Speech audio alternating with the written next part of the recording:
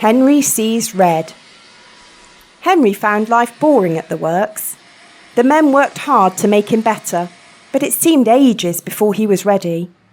At last, however, when he had passed the tests to make sure he was mended properly, men came to repaint him. But Henry saw that instead of nice green paint, they had something very different in their paint pots. "That's not right," protested Henry. "The Fat Controller wants me to be green with red stripes, not red all over like tomato sauce." The painters laughed. "You'd look very handsome, Henry," they said.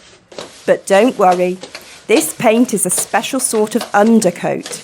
You shall have proper green with red stripes before we've finished." "Undercoat?" muttered Henry in disgust. "Whatever would the other engines say if they saw me looking like this?" The men laughed and carried on painting. Early next morning, his driver came. "Wake up, Henry," he said.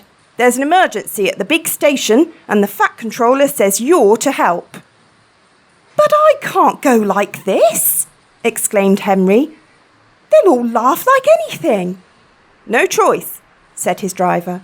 "The diesel pulling the express has failed and the Fat Controller needs you to take over.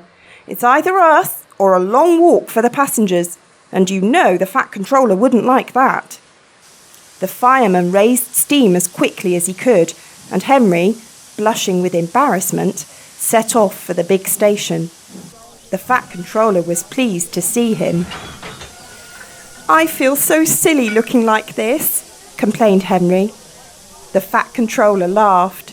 "You do look unusual, Henry," he agreed. "But you have helped me out of a very awkward situation, so don't worry about it." But Henry did worry. Soon, too soon for Henry, it was time to start. The express was heavy, and Henry quickly felt the drag of the coaches. "We'll need help on Gordon's Hill today," remarked his driver. But they were in trouble earlier than that.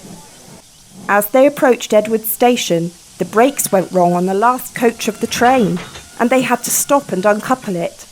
To make matters worse, Donald, who should have been there to help, had been called away. Henry had to push the coach into a siding himself. And without Donald, there was no one to help him on the hill. "Never mind," comforted his driver. "You can do it. You're an enterprising engine, remember?" Henry snorted.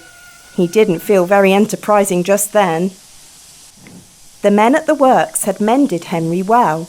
His driver gave him as good a start as he could. It was hard going, but now Henry felt fired with determination.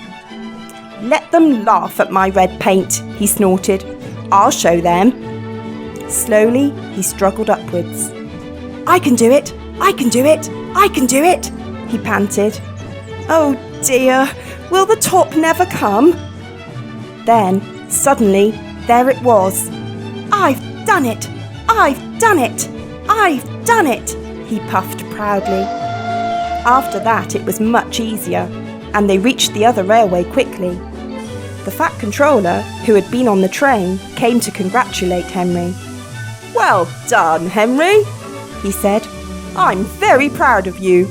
Perhaps all my engines should be painted red. But you have certainly earned your proper green with red stripes." Which, of course, is just what Henry got. And when he at last returned to the shed, there was a warm welcome for Henry, the green engine.